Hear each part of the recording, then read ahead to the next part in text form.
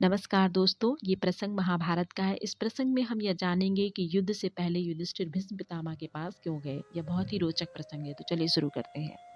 श्री कृष्ण की सीख, जो दिख रहा है वही सच हो ऐसा जरूरी नहीं है, सोच समझकर लेना चाहिए निर्णय। महाभारत युद्ध से ठीक पहले कौरव और पांडवों की सेनाएं आमने सामने आ गई।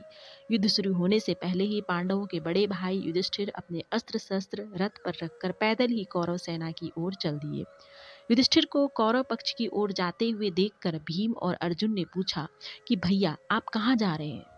युधिष्ठिर ने भीम और अर्जुन को कोई जवाब नहीं दिया और आगे बढ़ते रहे। उस समय पांडवों को लगा कि युधिष्ठिर कौरवों के सामने समर्पण करने जा रहे हैं। भीम अर्जुन ने श्री कृष्ण से कहा, कृपया कुछ करें, कहीं भैया युद्ध से पहले ही समर्पण न कर दें। दूसरी ओर कौरव सेना में भी यही बातें होने लगी कि युधिष्ठिर समर्पण करने आ रहे हैं। श्री कृष्ण ने पांडवों से कहा कि मैं जानता हूँ युधिष्ठिर क्या करने जा रहे हैं, आप धैर्य रखें।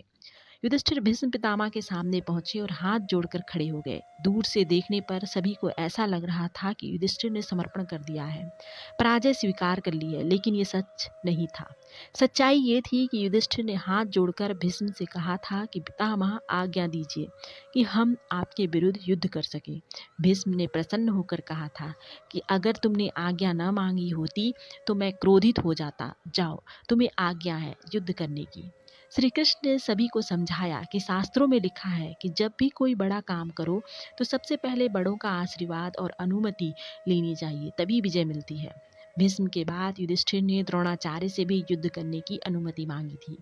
द्रोणाचार्य ने भी कहा था कि मैं बहुत प्रसन्न हूँ और मैं तुम्हें आशीर्वाद देता हूँ कि तुम्हारी विजय हो। दोस्तों, इस प्रसंग से हमें ये सीख मिलती है कि हमें कभी भी जो बातें दिखाई दे रही है उन्हें पूरी तरह से सच नहीं मानना चाहिए। जब तक बातें पूरी तरह से स्पष्ट नहीं होती है तब तक कोई निर्णय नहीं लेना चाहिए। दोस्तों, ये थी एक छोटी सी कहानी। ऐसी ही और कहानियों के लिए मेरे चैनल को लाइक करें, सब्सक्राइब करें। तब तक के लिए आपका बहुत बहुत धन्यवाद।